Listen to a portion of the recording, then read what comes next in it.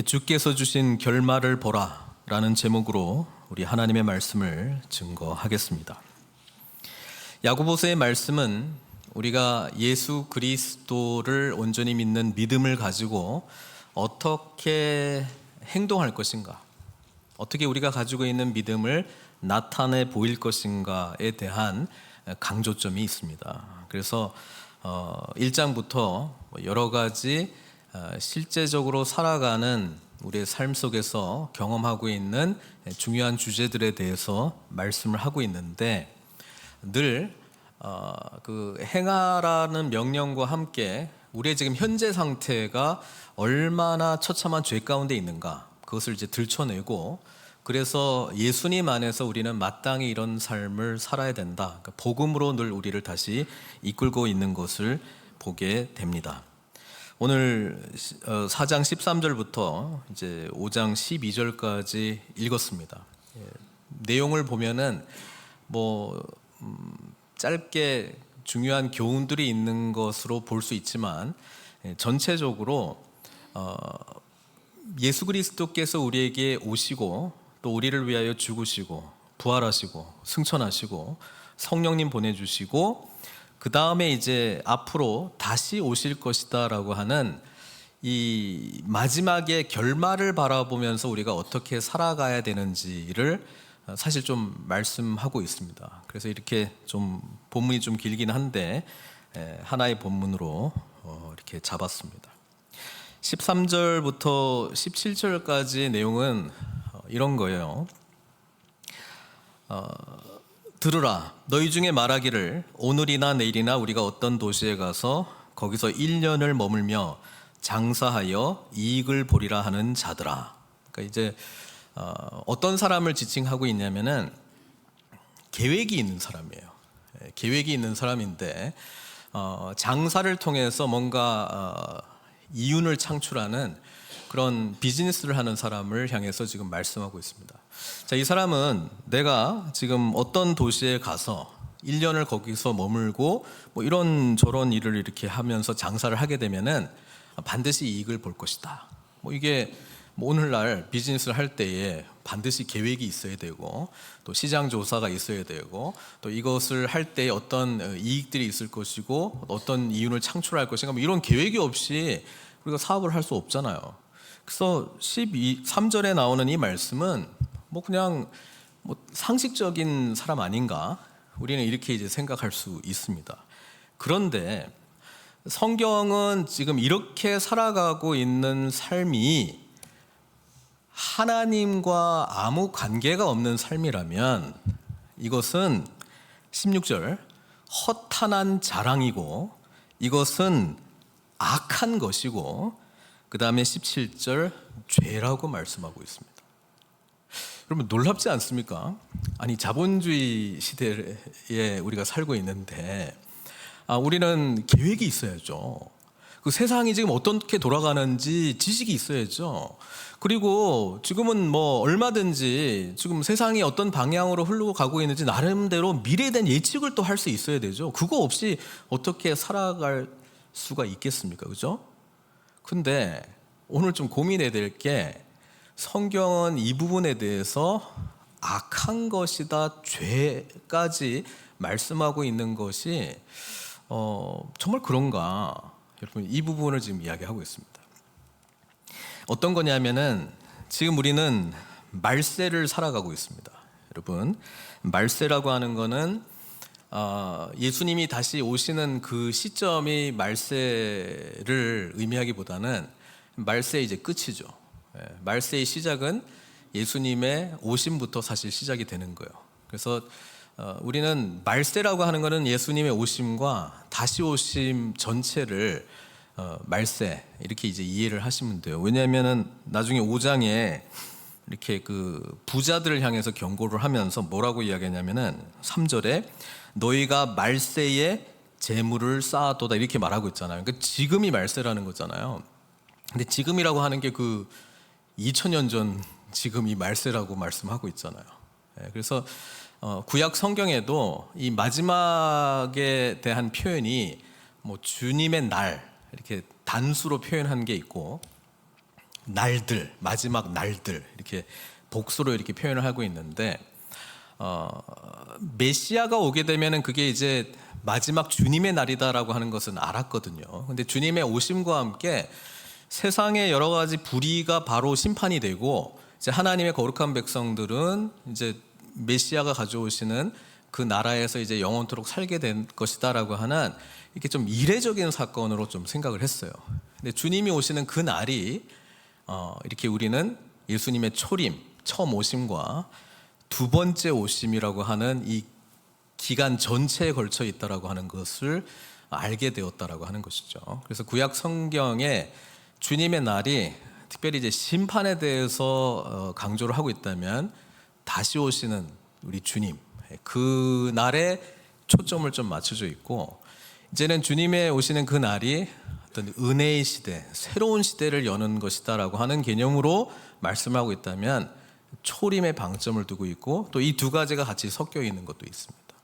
저희는 이제 예수님의 오심과 다시 오심 사이는 이제 마지막 말세를 우리가 실제로 살아가고 있는 거예요. 그래서 이때 우리는 예수님이 먼저 오셔서 하나님 나라를 시작했기 때문에 예수님께서 우리의 삶의 왕이시다라고 하는 것을 믿고 살아가야 되는 거예요. 근데 아직 완성이 안 됐기 때문에 이 여전히 깨져 있는 세상과 원수 관계로 우리는 살아가는 거거든요. 그러니까 부딪힘이 있을 수밖에 없어요. 이게 외적인 부딪힘, 내적인 부딪힘이 있을 수밖에 없어요. 그래서 우리는 늘 깨어 있어야 되고 늘 예수님께서 우리에게 행하신 일, 이제 복음 안에서 이루어진 일들, 그걸 이제 믿고 날마다 승리하는 삶을 향해서 나아가는 거예요. 그게 믿음으로 사는 겁니다. 예수님께서 우리에게 이미 행하신 일을 믿는 거예요. 오늘도 우리와 동행하시고 성령께서 내주하시는데 인도하실 것을 믿는 거예요.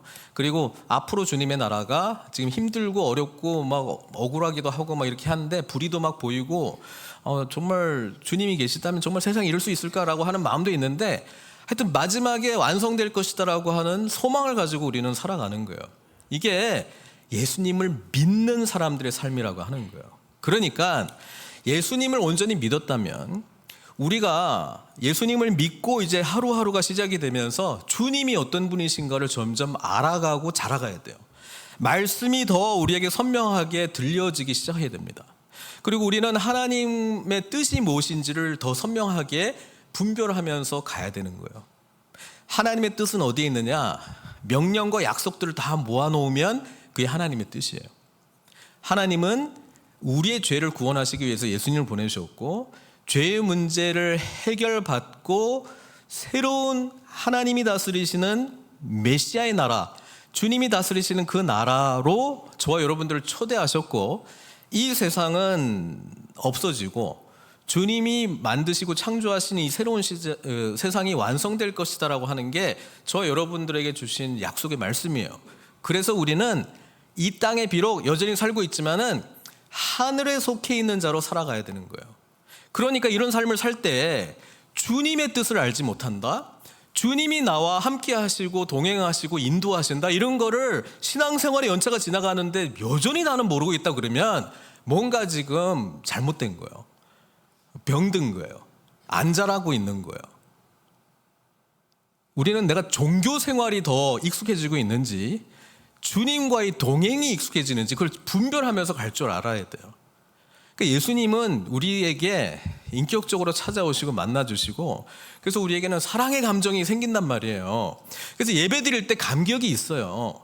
그리고 주님이 우리에게 말씀을 통해서도 말씀하시고 선포되는 말씀을 통해서도 말씀하시고 또 우리 안에 내주하시는 성령님을 통해서도 말씀하신단 말이에요. 근데 왜 말씀하세요? 하나님의 뜻을 우리에게 알려주시려고 그렇게 말씀하신 거잖아요. 성경을 이제 쭉 찾아보면 하나님의 뜻이 이거다라고 분명하게 표현된 구절이 있기는 해요. 근데 전부 데살로니가 전서에 있더라고요. 첫 번째는 하나님의 뜻은 이것이니 너희의 거룩함입니다. 하나님은 우리가 하나님처럼 되기를 원해요. 이거는 레위기에 이미 나왔던 말씀이에요. 내가 거룩하니 너희도 거룩할지어다. 명령이거든요. 그러니까 이 말은 하나님 나처럼 해봐라 이렇게 이 말이에요. 나처럼 되라고. 그러니까 우리는 하나님처럼 되려면 하나님이 어떤 분이신 줄 알아야 돼요. 그래서 뭐 이제 조직신학 보면 하나님의 성품들, 속성들이 쫙 나오거든요. 하나님은 전능하시고, 뭐 무소부재하시고, 뭐 사랑이시고, 뭐 은혜가 넘치시고, 뭐 여러 가지가 있는데 거길 보면은 우리 인간이 하나님하고 공유할 수 있는 거가 있고 공유 못하는 게 있어요.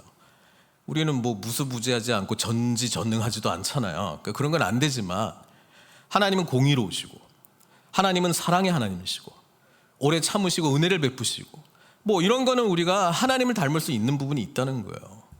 그러니까 하나님의 형상대로 지음 받은 우리는 하나님처럼 돼야 되는 거예요. 예수님처럼 돼야 되는 거예요. 그래서 그것을 가능하시는 성령님이 우리한테 오셨어요. 그래서 하나님의 뜻은 우리가 서로 자라가면서 예수님 닮아야 되는 거예요. 두 번째는 뭐냐면, 그러니까 예수님 닮은 게 제가 늘 이야기하잖아요. 성품적으로 닮고 사역적으로 닮은 거라고. 주님이 하신 일이 내가 하고 싶은 일, 주님의 어떤 성품적인 모습이 우리 안에서 발견해야 될 그 그리스도의 모습. 그게 곧 하나님의 우리 인간과 공유할 수 있는 그런 속성들이죠. 그게 하나 있고 또 하나가 있는데 데살로니가 5장 보시면은 항상 선을 쫓으라. 그 다음에 우리가 잘 아는 성경 구절 있잖아요. 항상 기뻐하라. 쉬지 말고 기도하라. 범사에 감사하라. 이는 그리스도 예수 안에서 너희를 향하신 하나님의 뜻이라고 말하잖아요. 이거는 주님과 인격적인 관계가 있고 구원의 확실함이 더 풍성해지고 있고 우리 하나님과 늘 동행하는 사람은 이렇게 살게 된다는 거예요. 그렇게 못 살고 있는데 이를 악물고 나는 항상 기뻐해야지 이게 아니고 주님을 만나면 기쁨이 우리한테 생깁니다. 세상을 바라보는 눈이 달라집니다. 가치관이 달라집니다. 감사할 것들이 자꾸 보이기 시작해요. 그리고 주님과 늘 동행해야 되고 주님의 뜻을 알아야 되니까 항상 기도한다고요. 지금 어떻게 할까요?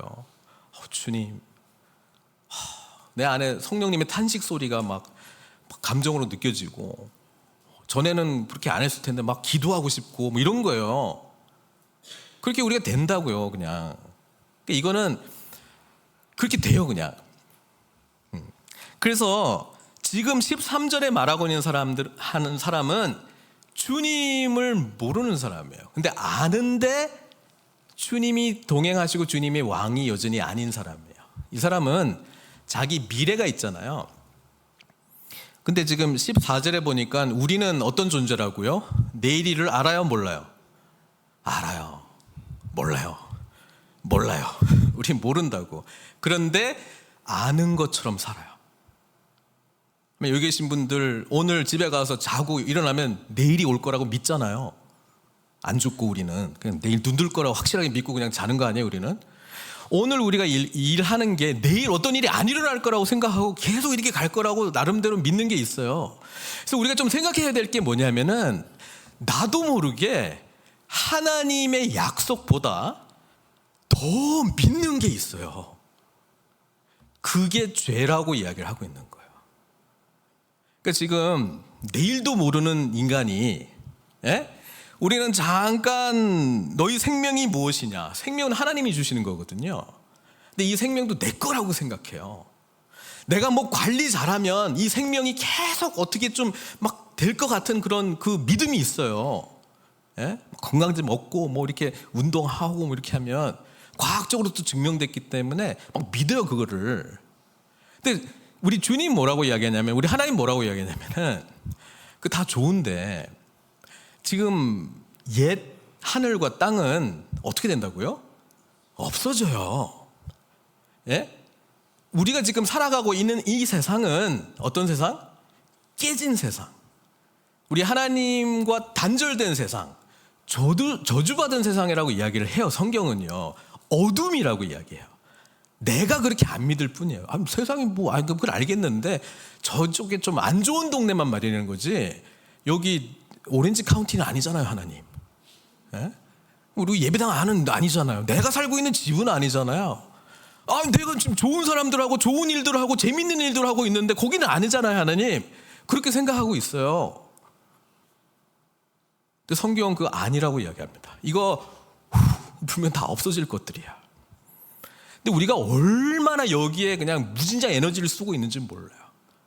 왜? 미래가 내가 생각하는 대로 밝은 미래가 되기 위해서 오늘 얼마나 열심히 투자하고 준비하고 또 미래를 설계하고 우리 자녀들을 향해서 막 계획 짜고 기도하고 뭐 이렇게 하는지 몰라요.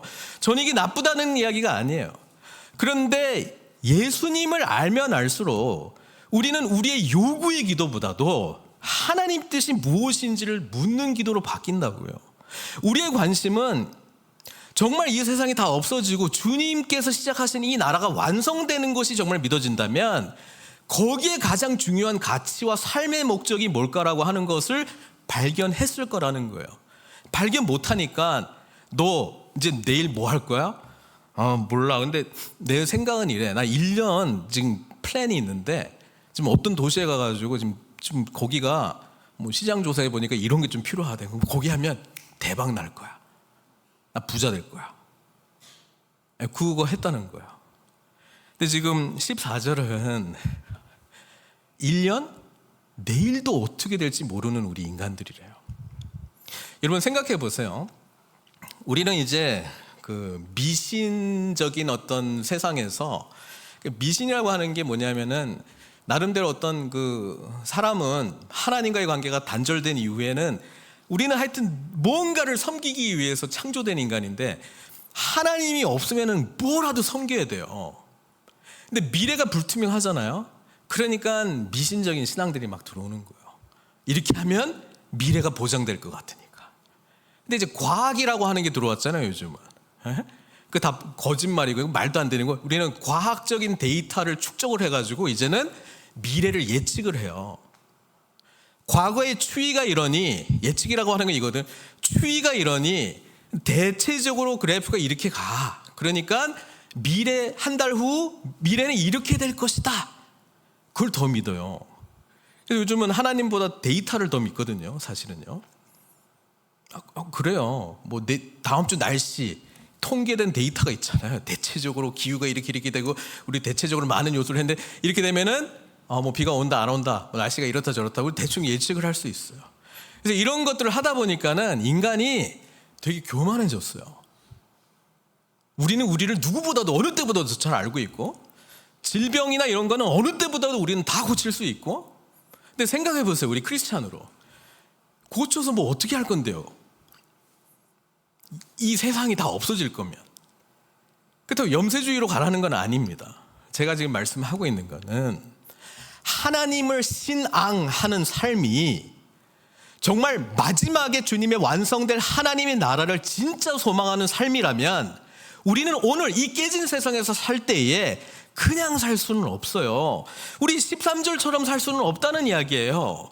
오늘 하나님의 뜻을 분별하고 내가 나의 삶을 통해서 나의 관계를 통해서 내가 하고 있는 일터 현장 속에서 하나님 뭘 하시기를 원하시지 이거를 발견해야 된다라고 지금 말씀하고 있는 거예요. 그러니까 예수 믿는 삶은 목적이 있어요. 얼마나 목적이 없었으면 우리 목적이 이끄는 삶, 뭐 목적이 이끄는 교회 뭐 그런 게 나왔겠어요. 교회가 목적이 없대요. 그래서 그게 베스트셀러가 됐어요. 와, 교회가 목적이 있대. 내 삶이 목적이 내 삶이 이런 목적이 있었어. 목적이 있죠. 근데 보면은 13절 같은 목적이에요.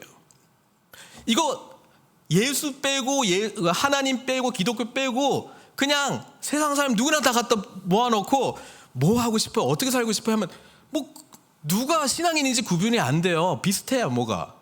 그냥 건강하게 잘 먹고 살고 뭐 누릴 거 누리고 뭐 재미있는 거 즐기고 이런 거 아니에요? 근데 우리는 예수 이름으로 이걸 하고 싶은 거. 그게 크리스찬의 삶입니까? 라고 지금 묻고 있는 거예요. 지금 아니 그래도 뭐 사람이 계획이 있어요. 계획이 있어야죠. 근데 우리는 내일을 몰라요. 내일을 모르는 인간이 내일을 너무나도 확신한 나머지 1년 플랜까지 짜놨어요. 그거에 대해서 지금 말씀하고 있습니다. 우리는 피조물이다. 그리고 우리를 창조하신 하나님이 계신데 왜 하나님 앞에 안 나가냐? 그렇게 지금 반문하고 있는 것이죠. 우리는 오히려 어떻게 살아가야 되냐면 15절 너희가 도리어 말하기를 주의 뜻이면 우리가 살기도 하고. 생사화복의 주권을 하나님께 맡겼다는 이야기거든요. 내일 아침 내가 내일 살까 안 살까? 하여튼 대부분 다 확신이 있어요. 내일 일어날 거라는. 그리고 일어날 때 이 삶은 너무나 당연한 거기 때문에 내 계획을 가지고 살거든요. 근데 그게 아니라 생명은 하나님이 주신 것이다. 그렇다면 아침에 일어날 때 생명 주신 하나님을 찬양합니다.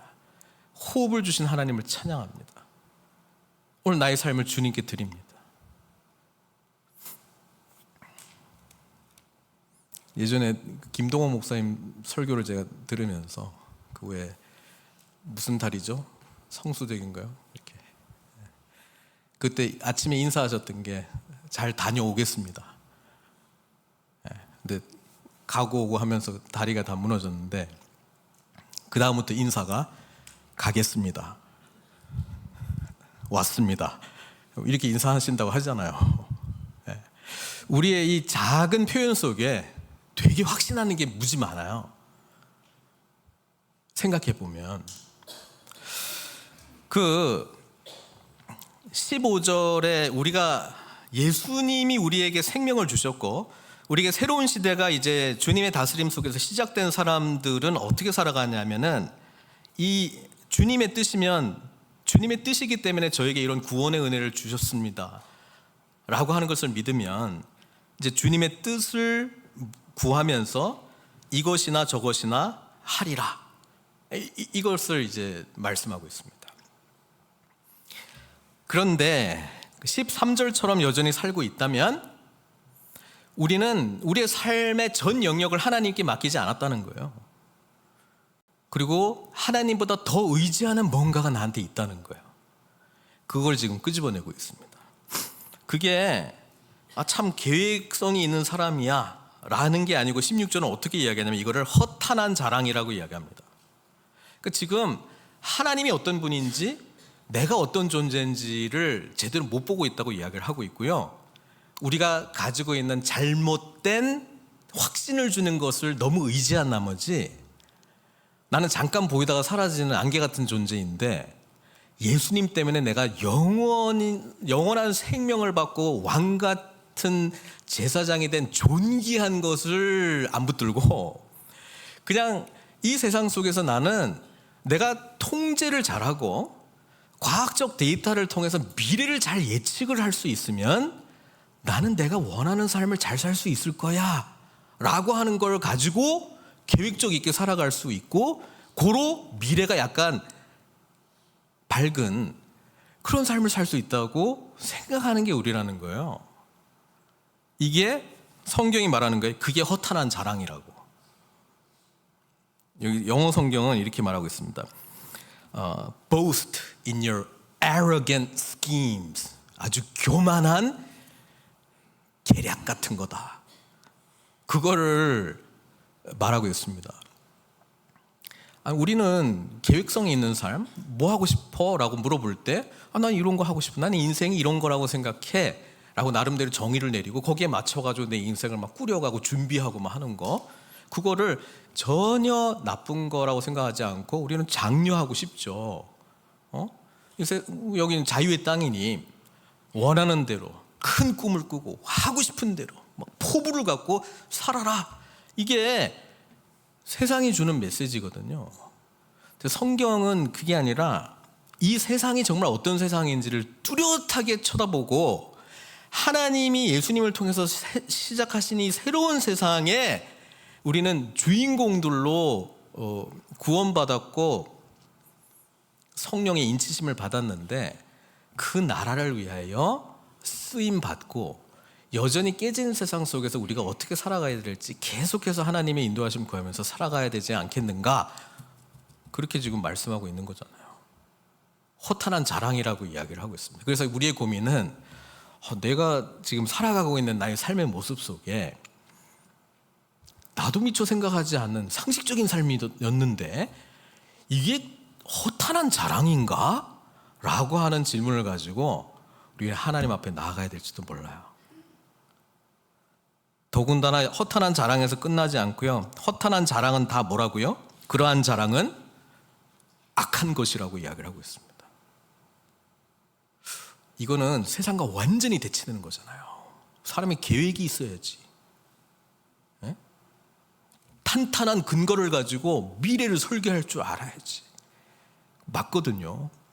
제가 이거 부정하는 거 아닙니다. 그런데 주님과 동행하지 않는 것은 허탄한 자랑을 넘어 악한 것을 넘어 죄라고 말씀하고 있습니다. 한 번도 나는 이거 죄라고 생각해 본 적이 없는데요. 오히려 13절 계획을 잘 짜고 주여 이루어질 줄 믿습니다, 이렇게 하는 게 나는 믿음으로 가는 거라고 생각했는데, 그럼 어떻게 생각하세요? 이 부분에 대해서 저희들 야고보서의 말씀을 근거로 해서 다시 물어봐야 될 것 같아요. 그러니까 우리의 삶 전 영역에 과연 예수님이 다스리고 있느냐, 이 영역은 주님 다스리시고요, 요거는 저한테 위임해 주십시오, 제가 알아서 할게요. 저 세상 잘 알고요, 남들 못지않게 세상 어떻게 돌아가는 거 잘 분별할 수 있습니다. 땅의 지혜 제가 잘 가지고 있어요. 하나님 저한테 맡겨주시고 제가 때때로 주님께 간절히 구할 때 그때 좀 도와주세요 하나님. 아니 근데 진짜 열심히 기도할게요. 그리고 잘 되면 헌금도 많이 하고. 이렇게 살도록 주님이 저와 여러분들을 불러주셨다고 생각하십니까? 성경은 아니라고 말씀하고 있습니다. 그래서 이거 힘드네요. 어떻게 살아가야 되는 거예요? 야고보가 저희들한테 진짜 믿음으로 살고 있느냐, 정말 라디컬하게 접근해가면서 우리 마음속에 있는 거 다 끄집어내고 있어요. 지금 13절 주님과 동행하지 않고 자기중심성의 문제 해결하지 않고 세상 방식으로 세상 지혜로 성공한 사람이 5장 1절부터 나와요. 이 사람은 부자들입니다. 이 사람들은 힘이 있는 사람들입니다. 이 사람들은요 어떻게 살아가냐면 5절에서 사치한다는 거는 너무 그냥 물질이 너무 많아가지고 뭐 어떻게 해야 될지 몰라요. 그러니까는 안 해도 될 거를 막 그냥 쓰는 거예요, 돈을. 그게 사치. 방종은 뭐예요? 너무 아무거나 막 할 수 있기 때문에 자유가 방종이 되는 거잖아요. 자기 원하는 대로 그냥 하는 거예요. 뭐 도덕 기준 그런 것도 필요 없고 그냥 내가 하고 싶은 대로 사는 거예요. 방종. 근데 이 사람들은 살육의 날에, 이 사람들이 맞이하게 될 마지막 심판의 날은 죽임당하는 날입니다. 심판의 날입니다. 살육의 날에 그냥 마음을 살찌게 하였다. 교만으로 가득 차고. 그러니까 이거 보세요. 이 사람은 세상적인 기준에서는 약간 성공한 사람처럼 보여요. 예? 뭐 그냥 권력도 있고 돈도 많고 뭐 쓰고 싶은 거 뭐 그냥 뭐 하고 싶은 건 마음대로 할 수 있는 사람이에요. 근데 성경의 기준은 이 사람은 어떤 사람이라고요? 살육의 날을 위해서 약간 도살장의 그 죽임을 받는 날이 있는데 그때를 위해서 이렇게 막 살찌고 있는 사람처럼 표현하고 있잖아요 지금. 자, 이 사람은 그래서 울고 통곡해야 된다. 이 사람의 재물은 썩었고 옷은 좀 먹었다. 왜냐하면은 이 세상에 우리가 뭐 아무리 뭔가를 가지고 있다 한들 마지막에 이전 하늘과 이전 땅이 없어질 거면은 헛된 걸 위해서 산 거잖아요. 우리가 영생을 받았으면 영원히 남는 걸 위해서 투자하는 게 가장 지혜로운 삶 아니에요? 천지는 없어지겠으나 남는 건 뭐예요? 하나님 말씀이거든요. 우리 영원히 남는 하나님 말씀을 붙드는 거예요. 근데 예수님 말씀 자체이십니다. 성육신 하신 말씀 자체. 그분과 동행하는 사람이 가장 복되고요, 그게 영원히 남는 거예요. 주님께서 행하시고자 하는 그 뜻에 우리가 쓰임받는다라고 하는 것은 그 어떤 것보다도 영광스러운 일이에요. 그러니까 그걸 발견하셔야 돼요. 근데 약간 좀 어떤 믿음이 있냐면은, 이것도 성경에 없는 믿음인데 기독교적인 미신이에요. 주님의 뜻을 내가 발견하면은 내가 왠지 엄청 싫어할 것 같아. 주님의 뜻을 발견하면 나는 무진장 억울하고 무진장 불행한 길로 어쩔 수 없이 가야 될 것 같아. 그렇게 생각하시는 분들도 계시더라고. 하나님 뜻을 발견하면은 난 정말 왜 태어났는지 차라리 안 태어났으면 이런 생각이 들 정도로 아주 불행한 인생을 살 것 같은 그런 미신이 있더라고요.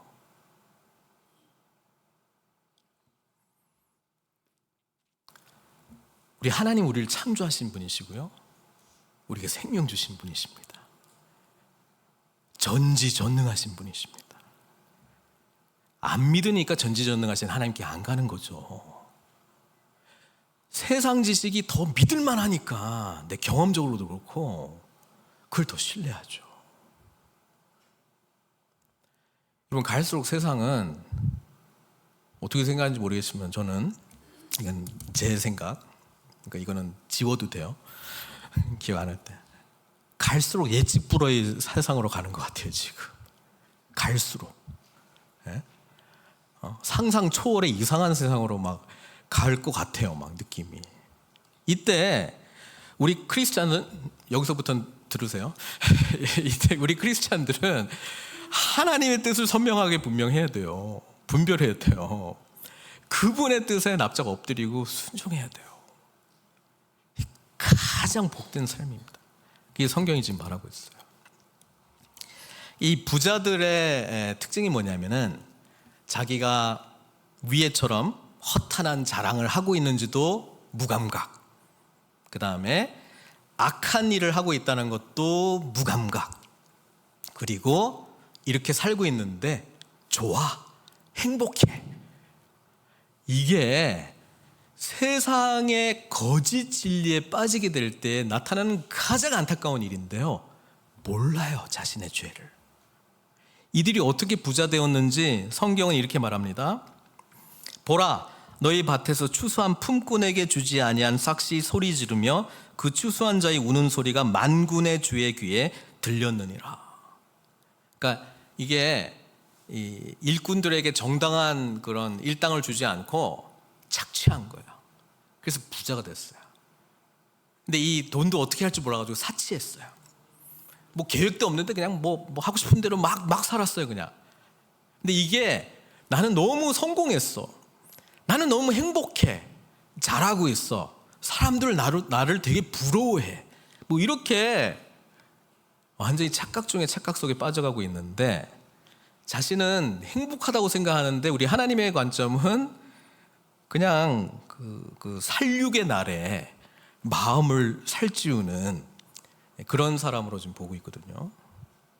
여러분, 우리 크리스찬들은 이 세상이 이렇게 막 어지러워져가는 상황 속에 어떤 게 우리 하나님이 정말 기뻐하시는 삶인가, 이걸 선명하게 더욱더 바라봐야 돼요. 그렇지 않으면 요즘 뭐 그냥 뭐 어떻게 자신만의 세계에 어떻게 빠지는 길이 너무나도 막 열려있기 때문에 분별의 능력을 상실할 가능성이 많이 있습니다.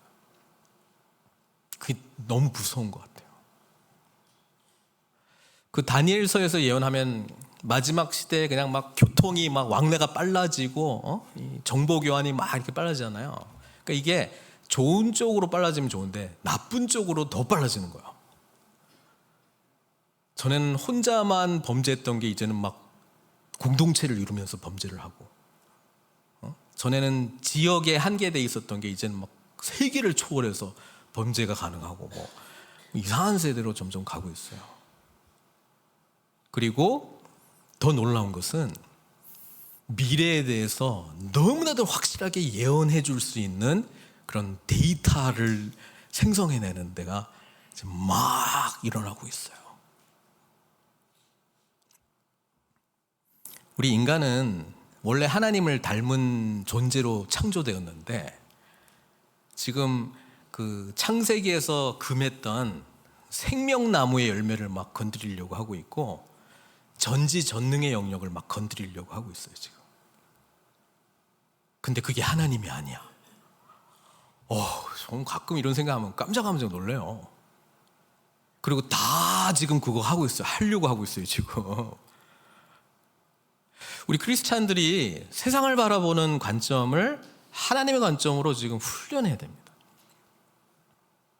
그래서 지금 이 부한자들에 대한 경고는, 저는 이제 그 13절에 나와 있던 이 사람이 자기 중심성으로 넘어가가지고 하나님 없는 삶을 향해서 세상적인 어떤 가치를 추구하는 거에 단적인 예라고 보여져요. 부자 되고 하고 싶은 거 다 하고 떵떵거리면서 살고, 그런데 그 안에 고통하는 사람들의 소리는 하나도 들리지 않고 자기만을 위해서 살아가는 자의 표상입니다. 그러니까 7절부터 5장 7절부터 그러므로 나오잖아요. 이제 우리는 그렇게 살면 안 되고 어떻게 살아가야 되는 거예요? 형제들아, 주께서 강림하시기까지, 그러니까 주님께서 반드시 오실 건데 그때까지 이제 좀 긴장이 되잖아요. 이제 그러므로 뭔가 답을 줄 건가 보다 했는데 답이 뭐예요? 길이 참으라. 약간 좀 힘 빠져요. 참어 이렇게 말하는 거잖아요. 세상이 만만치 않고 힘들고 기독교인으로 살아간다라고 하는 것이 마치 바보처럼 살아가는 것 같고, 그죠? 세상은 정말 이렇게 부를 누리면서 막 하고 있는데 우리는 왜 이렇게 정직하게 살아야 되고 세상의 방식 말고 하나님의 가치관으로 살아야 돼, 이렇게 살아가는 것 자체도 힘들어 죽겠는데 주님의 위로가 뭐라고요? 길이 참으라. 더 참으라고요? 오랫동안 참으라고요? 좀 약간 힘 빠지는 듯한 말씀인 것 같기는 해요. 그러니까 우리는 길이 참긴 참는데 그냥 참는 게 아니에요. 우리가 참는 이유가 있는데 소망으로 참는 거예요. 이 소망은 근거 없는 소망이 아니고요, 예수님께서 다시 오실 것이라고 하는 확실성을 근거로 한 소망입니다. 그러니까 우리가 참을 수 있어요. 우리 크리스찬들 그냥 참는 거 아닙니다. 우리는 미래, 오늘 설교 제목 주께서 주신 결말을 확실하게 보고 알고 믿고 있기 때문에 참을 수 있는 거예요. 그래서 믿음, 소망, 사랑이 중요한데 우리 데살로니가 전서에서는 믿음의 역사, 사랑을 사랑의 수고, 그리고 소망을 소망의 인내, 그렇게 연결했잖아요. 우린 그냥 참는 게 아니고요, 소망이 있어요. 그러니까 이 소망이 어떤 소망이냐라고 하는 거를 그때 당시에 사람들이 이해할 수 있도록 농부의 예를 들었어요. 농부가 땅에서 귀한 열매를 바라고 길이 참는다는 거예요. 그러니까 농부가 이제 밭에 씨를 뿌리고요. 그래서 하나님 나라가 이제 씨 뿌리는 비유가 많잖아요. 그러니까 씨를 뿌리고 기다려요. 물 뿌리고 기다려요. 근데 알아요. 이 씨가 제대로 된 씨고 이 밭이 제대로 된 밭이면 이 씨는 반드시 자라 열매를 맺는다. 이걸 알아요. 그렇죠? 그리고 뭐 날씨가 너무 안 좋고 뭐 세상이 뭐 이렇게 돌아가고 저렇게 돌아가고 뭐 저저 이렇게 하고 있는데 알아요. 이 씨가 진짜 씨고 이 땅이 제대로 된 밭이면 반드시 자라서 열매 맺는다. 그걸 알아요. 그리고 유대인의 이 기후가 이른 비하고 늦은 비가 있거든요. 이른 비가 있고 추수 때에 이제 늦은 비가 있는데 이때에 정말 확실하게 하나님께서 열매 맺게 해주시는구나라고 하는 걸 보게 됩니다. 그래서 우리 이스라엘의 그 기후와 지형이 약간 이 남가주하고 약간 좀 비슷한 부분이 많이 있어요. 그래서 저희도 이제 우기가 약간 겨울 쪽이잖아요. 그러니까 약간 뭐 11월, 12월, 뭐 1월 이때 이제 비가 좀 오고 여름에는 엄청 덥고, 그래서 57 프리웨이 이렇게 타고 쭉 가게 되면은 여름에는 그냥 황량해 보이고, 그렇죠? 겨울에는 이렇게 푸르러 보이고, 이게 이스라엘도 똑같아요. 그러니까 이스라엘에서는 이제 이른 비와 늦은 비가 올 때 사막에 샘이 넘쳐 흐릅니다.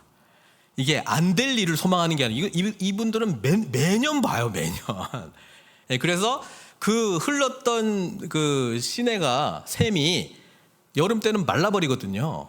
그래서 이제 건천이 되는 거예요. 그러니까 물이 흘렀던 흔적만 있고 메말랐어요. 그게 이제 와디거든요, 와디.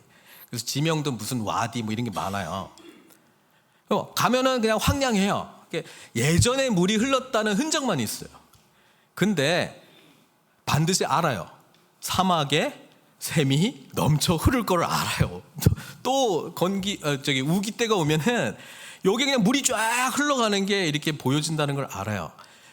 그게 소망이에요. 그게 될까 안 될까 이게 아니고 반드시 될 것을 믿고, 그러면 농부가 특히 샘이 흐르는 이 지역 옆에 씨앗을 심으면 이게 언젠가는 파릇파릇하게 나타나고 열매 맺을 것이라고 하는 믿음이 있다니까요.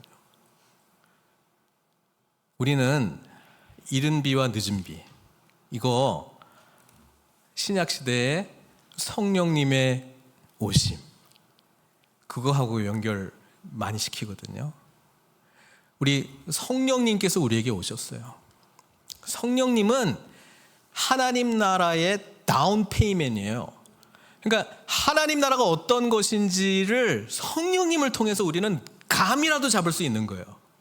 그 성령님께서 인도하시는 삶을 살게 될 때, 와, 하나님의 나라가 이렇게 역사하는구나. 우리는 깨진 세상에서 생명력이 넘치는 그분의 나라를 섬기고 살아가면서 경험하게 된다는 거예요. 그러니까 거기를 근거로 해서 우리는 소망이 있어요. 그래서 오늘날 우리에게 어려움이 있죠. 내 생각대로 안 되는 것도 있죠. 힘든 게 있죠. 그리고 예수님 믿는 것 때문에 부당하게 당하는 그런 것들도 있죠. 그거는 깨진 세상에 살고 있기 때문에 당연히 받는 거예요. 우리 세상하고 우리는 원수니까. 그런데 이 과정 속에 하나님이 행하신 놀라운 일들이 있는데 우리가 더 단단하게 자라요. 우리의 신앙이 더욱 굳건해져요. 우리가 하나님 나라에 대한 미래의 소망과 확신이 더 선명해지면서 오늘 우리가 어떻게 살아가야 되는지가 분별되기 시작하고, 그렇게 살아갈 때에 아무것도 되는 거 없는데도 평강이 오고, 고난 가운데서도 찬양할 수 있고 감사가 넘친다라고 하는 거예요. 이거는 이 세상 사람이 아니죠. 당연한 거. 우리 하늘에 속한 사람이니까. 근데 여전히 이 세상 가운데 살게 있기 때문에 세상 사람들이 우리를 보면은 의아해 합니다. 근데 안타까운 거는 우리 기독교인들이 우리를 보면서 의아해 해요. 다른 방식으로. 예? 우린 말씀의 사람인데 절망하고 있고, 우린 찬양할 수 있는데 낙심하고 있고, 우리는 승리하면서 살아가고 있는데 패배자로 있고, 이 세상을 호령하는 왕 같은 제사장인데 아주 그냥 초라하게 그냥 있고, 하나님이 의아해 하세요. 아니, 내가 새로운 세상을 열기 위해서 내가 그렇게 사랑하는 나의 아들 예수를 너희들한테 줬는데, 죄 때문에 거룩한 나를 만나지 못했기 때문에 죄의 문제를 해결하기 위해서 죄값을 우리 아들한테 다 줬는데, 그리고 예수님이 하신 삶처럼 살아갈 수 있도록 성령까지도 부어줬는데 왜 나를 모르는 사람처럼 살아가고 있고, 안 믿어야 될 걸 더 믿고, 신뢰할 나를 찾지 않고 자기 마음대로 살아가고 있느냐? 우리 하나님이 의아해 하실 뿐 아니라 로마서에서 보니까 우리 안에 내주하시는 성령님이 말할 수 없는 탄식으로 근심하시고 신음소리 내고 계시는데, 그 소리도 못 듣고 난 그냥 너무 해피한 거예요. 잘 되고 있네.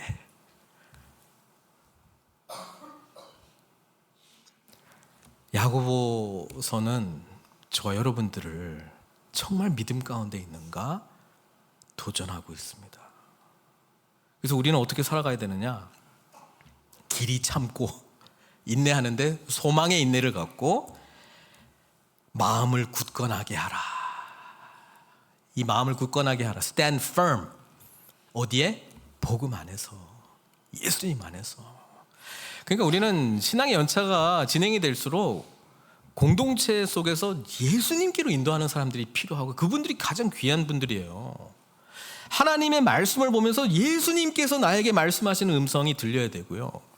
우리의 기도는 내 뜻이 펼쳐지는 내 나라를 세우는 거 말고 주님의 뜻이 나를 통해서 세워져서 주님의 나라가 세워지는 그런 기도하는 사람들로 자꾸 바뀌어가는 거예요, 우리가.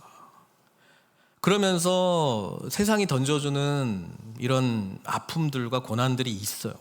그 서로를 위해서 중보하고 또 기도하면서. 근데 우리가 여전히 인내하고 견딜 수 있는 거는 마지막이 너무 선명하기 때문에. 그래서 사실 우리의 염려의 문제에 대해서 하나님이 어떤 분이신가에 집중하는 거, 그게 지혜로운 방법이고요. 사실 그 미래가 어떨지 모르기 때문에 두려움과 염려가 있는 거잖아요.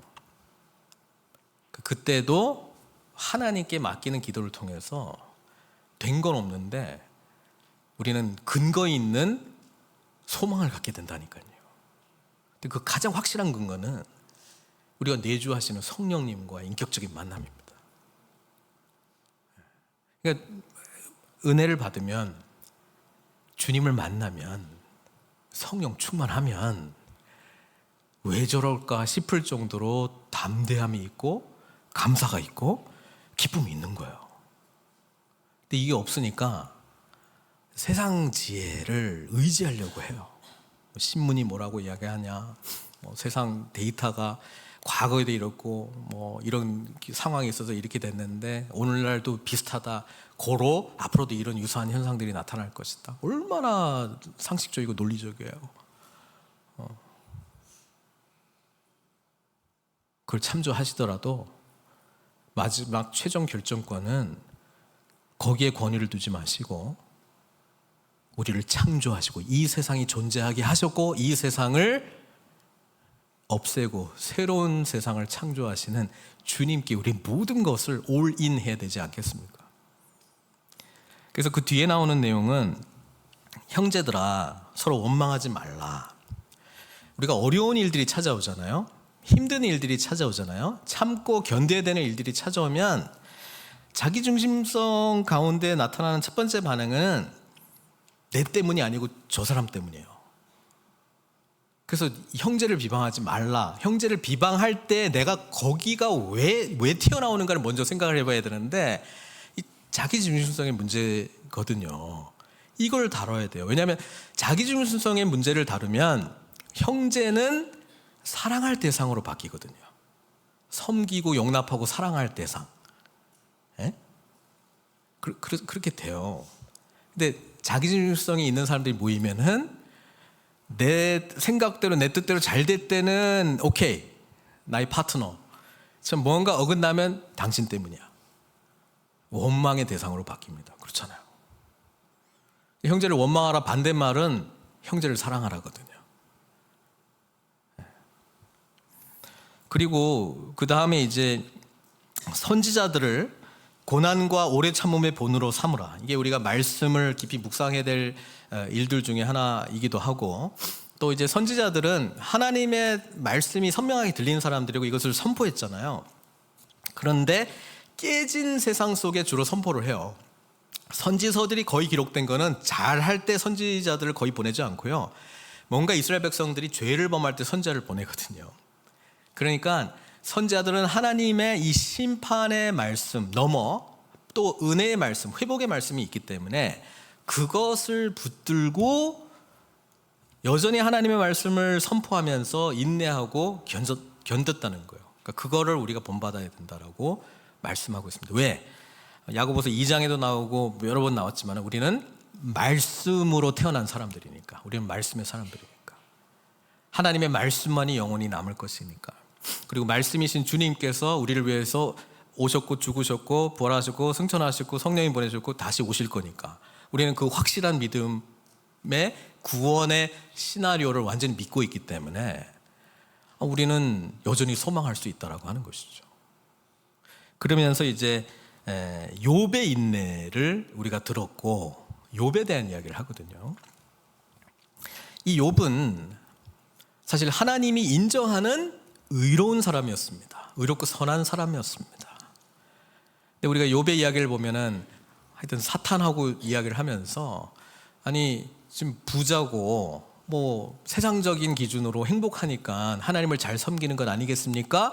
이런 거 하나씩 하나씩 건드리면은 하나님을 버릴 것입니다. 그러니까 하나님이 그래? 너 한번 욥 공격하라 허락해 주거든요. 그래서 하루아침에 전 재산 다 날리고 하루아침에 7 아들 3명의 딸 다 죽고 그 다음에 그래도 욥이 하나님을 저주하지 않고 찬양하고 뭐 예배하는 모습을 보면서 자기를 안 건드리니까 이런 거다. 그래서 질병까지 허락해 주잖아요. 그래서 뭐 기왓장 붙들고 막 이렇게 가려운 부분인데 막 긁고 있으니까 아내가 와서 차라리 하나님을 욕하고 죽으라 이렇게 말하잖아요. 그때 욥이 입술로 범죄하지 않습니다. 친구들이 와서 7일 동안 침묵하다가 욥이 나는 잘못한 게 없는 것 같은데 하나님 왜 이런 일이 나에게 일어날까? 라고 하는 걸로 한번 입이 열니까 그냥 벌떼처럼 그냥 막 친구들이 막 공격해요. 네가 뭔가 죄를 지었으니까 하나님이 이렇게 했겠지. 세상 우리가 데이터를 다 가지고 있는데 이런 경우 우리가 본 적이 없다. 너 분명히 잘못했을 거야. 뭐 이런 식으로 막 욥하고 친구들하고 막 이렇게 티격태격하는 얘기가 나오고 욥이 친구들의 말에 굴하지 않습니다. 그러니까 또 4번째 인물 엘리후가 등장해가지고 막 또 친구들도 막 뭐라 하고 욥도 막 뭐라 하고 막 이렇게 야단치거든요. 그리고 이제 약간 소강 상태. 그때 38장에 하나님이 욥에게 드디어 나타나십니다. 그 장면 한번 읽어볼게요. 왜냐하면 지금 욥의 인내를 들었고 11절에 보니까 주께서 주신 결말을 보았거니와. 욥이 어려운 상황 가운데 마지막에는 하나님이 욥에게 재산은 갑절로 축복 2배로 줬어요. 양 7천, 낙타 3천, 소 500, 암나귀 500을 2배로 만들어 주셨다고 우리 하나님이. 그리고 아들 7 새로 또 아들을 허락해 줬고 딸 셋도 새로 이렇게 허락해 줬다. 뭐 그게 이제 욥의 결론적으로 나타난 일인데, 그러니까 인내하라 약간 이런 것처럼 들리잖아요. 제가 이제 말씀드리려고 하는 거는 그게 욥의 인내의 결말이 아니고 지금 제가 말씀드린 38장. 하나님이 욥에게 말씀하셨기 때문에 욥에게는 결말을 맺을 수 있었습니다. 결론을 맺을 수, 자기의 이때까지의 어려움과 이거를 하나님의 말씀을 통해서 정리할 수 있었다고요. 근데 그 하나님의 말씀이 이래요. 그때에 38장 6기 여호와께서 폭풍 가운데서 욥에게 말씀하여 이르시되, 그러니까 내가 이렇게 한 거는 저 사탄이 네가 이런 거가 없으면은 나를 버릴 것이다라고 이야기해서 내가 아니다, 욥은 그런 사람 아니다, 내가 널 믿었기 때문에 이렇게 한 거야 라고 설명하지 않습니다. 우리 하나님은 이렇게 반응하세요. 무지한 말로 생각을 어둡게 하는 자가 누구냐? 이거 욥 보고 하는 이야기거든요. 너는 대장부처럼 허리를 묶고 내가 내게 묻는 것을 대답할지니라. 38장, 39장, 40장, 41장에 거쳐서 하나님만 말씀하시는데 전부 질문이에요. 무슨 설명해 주는 게 없고 전부 질문이에요. 그 질문 첫 번째가 이렇게 시작돼요. 내가 땅에 기초를 넣을 때 내가 어디 있었느냐? 내가 깨달아 알았거든 말할지니라. 갑자기 뚱딴지 같은 말씀을 하세요. 아니 하나님, 나 왜 이렇게 힘들어요? 하나님, 왜 내 재산 다 날아간 거예요? 왜 내 자녀들이 하루아침에 다 죽었어요? 왜 나는 이런 질병 가운데 있는 거야? 하나님, 나는 잘못한 게 없는 것 같은데, 그리고 내 친구들은 나를 자꾸 죄 지었다 회개하라고 이렇게 이야기하고 있는데 하나님 왜 이런 거예요? 하나님, 너무 힘들어서 자기 태어난 날 저주하기도 하고 그렇지만 하나님을 원망하지는 않거든요. 우리 하나님 뭐 이렇게 다 하시고 저렇게 하시는 분이니까 나는 그냥 아무짝에도 쓸모없는 인간인가 보다, 그래서 그냥 뭐 이렇게 돼도 어찌 하겠는가, 염세주의로 빠지기도 하고 뭐 그래요. 근데 하나님이 질문으로 대답을 하시는데, 내가 땅에 기초를 놓을 때 너 어디 있었느냐? 내가 이 천지 우주 만물을 창조할 때 네가 뭘 알아? 쭉쭉쭉쭉쭉 이야기하는데 욥이 하나님이 자기에게 나타난 것도 놀랍고 말씀하신 것도 놀라운데 이 질문들은 한 번도 생각해 보지도 않은 질문들이고 뭐 어떻게 반응해야 될지 몰라요. 그 다 끝난 다음에 욥이 말하거든요. 그 답 보겠습니다. 욥기 42장. 욥이 여호와께 대답하여 이르되 주께서는 못하실 일이 없사오며 무슨 계획이 있든지 못 이루실 것이 없는 줄 아오니 무지한 말로 이치를 가리는 자가 누구니까, 뭐 멋있게 표현했지만 제가 그런 사람입니다 이렇게 말하는 거거든요. 나는 깨닫지도 못한 일을 말하였고 스스로 알 수도 없고 헤아리기도 어려운 일을 말하였나이다.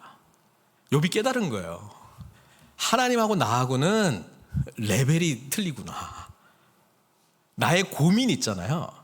내 고민은 하나님이 지금 우주 만물 창조하시고 하시려고 하는 것하고 나는 그냥 아주 미약한 그냥 피조물에 불과한 건데 내가 경험한 한계 속에서 이렇게 되는 거 아닙니까? 어떤 내 나름대로의 공의와 이런 것들을 가지고 막 하나님께 막 따졌더니 하나님 내가 이해하지 못할 어떤 일들을 그냥 막 하시는 그런 어마어마한 분이시구나라고 하는 걸 깨닫고 욥이 하나님 앞에 이렇게 이전에 질문했던 것 자체를 다 내려놓습니다. 제가 하나님 앞에 무슨 말을 하겠습니까? 무지한 말로 이치를 가렸습니다. 나는 알지도 못하는 말을 막 찌꺼렸고 막 하나님 제가 이렇게 했습니다. 그리고 욥의 답이에요. 욥이 경험한 답이에요. 내가 말하겠사오니 주는 들으시고 내가 주께 묻겠사오니 주여 내게 알게 하옵소서. 내가 주께 대하여 귀로만 듣기만 하였사오나 이제는 눈으로 주를 배움나이다. 전지전능하신 천지를 창조하신 우주 만물을 창조하신 인간을 인간답게 존재하게 하고 모든 생물을 생물답게 존재하고 땅의 기초부터 지금 하나님 말한 모든 질문들의 답을 가지고 계신 그 어마어마한 하나님을 내가 눈으로 배움나이다. 이게 욥의 그 모든 질문의 답이었어요. 이상하죠? 우리가 예수님 만날 때요, 주님, 나 이것 때문에 너무 힘들어요. 답을 주십시오. 살려주십시오. 근데 주님 만나잖아요. 마음에 평강이 생기고 기쁨이 있어요. 그래서 물어봐요, 옆에서. 그래서 하나님이 답을 줬어? 아니. 근데 왜 이렇게 행복해? 몰라. 혹시 그 경험 하셨어요? 하나님 만난 자의 은혜이고 축복이에요. 몰라. 어떻게 될지 몰라. 미래 몰라. 내일 일을 내가 알질 못해요. 그런데도 평강이 있어요. 이전에 세상 데이터를 가지고 내가 뭔가 그래도 안정적으로 내가 통제하면서 얻으려고 했던 이런 것이 하나도 없는데도 왠지 미래가 밝아. 확신이 생겨요. 이게 주님 만난 자의 은혜라고요. 욥의 인내의 결말은 주님을 대면해서 만났다는 거예요. 재산이 2배 되고 없던 자녀들도 다시 생기고 이런 게 답이 아니고요. 나머지는 덤으로 받은 거예요. 없어도 욥은 찬양했을 거예요. 나는 세상이 이해가 안 되지만 하나님이 이 세상을 창조하셨기 때문에 나는 나의 모든 것을 주님께 의탁해 드릴 수 있습니다. 이 고백을 한 거거든요. 마지막 12절은 이제 맹세하지 말라라고 하는 건데 이렇게 바꾸고 싶어요. 우리는 내일도 어떻게 될지 모르는 사람들이 나도 모르는 근거 없는 세상이 던져주는 확신을 가지고 하나님께서 저와 여러분들을 통해서 행하시고자 하는 그 일보다 더 확신 있게 맹세하고 다니는 삶 살지 말라는 말씀입니다. 우리는 오직 주님만 의지하고 살아가는 사람들이고요. 이 깨진 세상 속에 사실 우리의 질문에 대한 답이 없을 수도 있어요. 하나님 답을 안 하실 수도 있다고 저는 생각을 해요. 근데 주님을 만나게 되면 그 자체가 저와 여러분들에게는 가장 확실한 답이 될 줄로 믿습니다. 그 소망으로 승리하시는 저 여러분들 되시길 주님의 이름으로 축원드립니다. 함께 기도하겠습니다. 여러분, 세상 사는 게 만만치 않고요. 갈수록 우리에게는 정말 분별이 필요하고요. 무엇에 우리의 온 마음과 온 뜻을 들여야 될지 세상은 무분별하게 우리에게 이것을 붙들라, 이것을 선택하라, 이것이 우리에게 진정 안정을 줄 것이다, 행복을 줄 것이다, 이렇게 막 속삭이고 있는데, 여러분 다른 거 다 보지 마시고 우리 하나님만 붙드십시오. 욥은요, 결과를 보고 주께서 주신 결과를 봤다. 우리도 욥의 이야기를 읽고 봤다, 이렇게 말하고 있는데요, 우린 욥하고 달라요. 우린 예수님께서 마지막 어떻게 될 것인지 확실하게 말씀해 주셨다고요. 우리는 요한계시록의 마지막 모습이 이미 앞선 선지자들이 예언했던 그 확실한 결말이 있다고요. 하늘과 땅은 없어지고요, 시작하신 주님의 나라는 완성됩니다. 오늘 주님이 저와 여러분들에게 묻고 있어요. 그래서 이제 어떻게 살 건데, 나를 만나고 이제 어떻게 살 건데 질문하고 있고, 그 답을 요구하고 계십니다. 힘듭니다. 만만치 않습니다. 그런데 우리에게는 하나님이 계시잖아요. 이 세상 던지는 여러 가지 어려운 역경들이 있습니다. 맞아요. 그런데 다 사라질 거예요. 주님의 나라 안에 이미 들어가 있어요. 풍성함을 누리게 해달라고 기도하십시오. 욥이 대면하에 만났던 그 만남보다 더 인격적으로 찾아오셔서 우리에게 내주하시는 성령님과 더 깊은 만남을 가지십시오. 그러면 우리의 마음이 달라집니다. 세상이 달라져 보입니다. 소망으로 살아갈 수밖에 없습니다. 그것을 가능케 하시는 주님께 우리의 삶을 온전히 드리지 않겠습니까? 이 시간 기도로 주님께 나아가도록 하겠습니다.